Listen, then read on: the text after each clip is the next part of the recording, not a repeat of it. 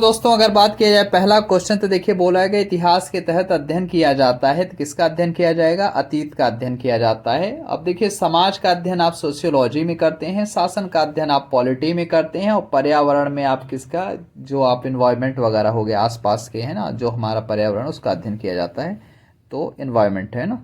Next इसका answer क्या हो जाएगा? अतीत का। इतिहास के तहत आप अतीत का अध्ययन करेंगे, ठीक है।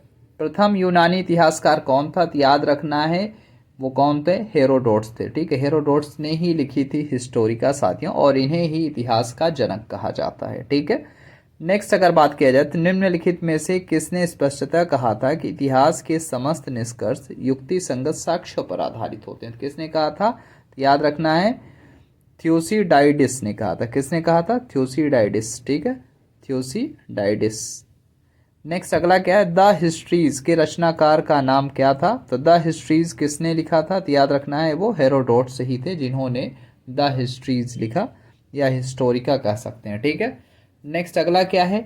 इतिहास का पिता, इसकी पदवी किसे दी गई थी? तो हेरोडोट्स को दी गई थी। इतिहास अपने को दोहराता है, किसका कथन है? तो हीगल का कथन है साथियों, याद रखना है हीगल ने कहा था कि इतिहास अपने को दोहराता है, ठीक है। नेक्स्ट हम इतिहास से यही सीखते हैं कि आदमी इतिहास की से कभी कुछ नहीं सीखता। मतलब उनका कहना है कि हम इतिहास से यही सीखते हैं कि आप देखते हो कि बार बार इंसान गलतियां करता रहता है, जबकि वो पीछे देख चुका होता है कि ऐसी घटना हो चुकी, फिर भी गलती करता है।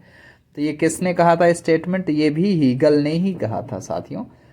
नेक्स्ट अगला बात किया जाए तो अगला क्वेश्चन है किसका कथन है कि समस्त इतिहास वर्ग संघर्ष का इतिहास है? तो याद रखिएगा जब भी वर्ग संघर्ष की बात होगी तो एक इंसान ऑटोमेटिक आ जाता है, वो है कार्ल मार्क्स, ठीक है। इतना याद रखिएगा। तो मिलते हैं अपने नेक्स्ट वीडियो में।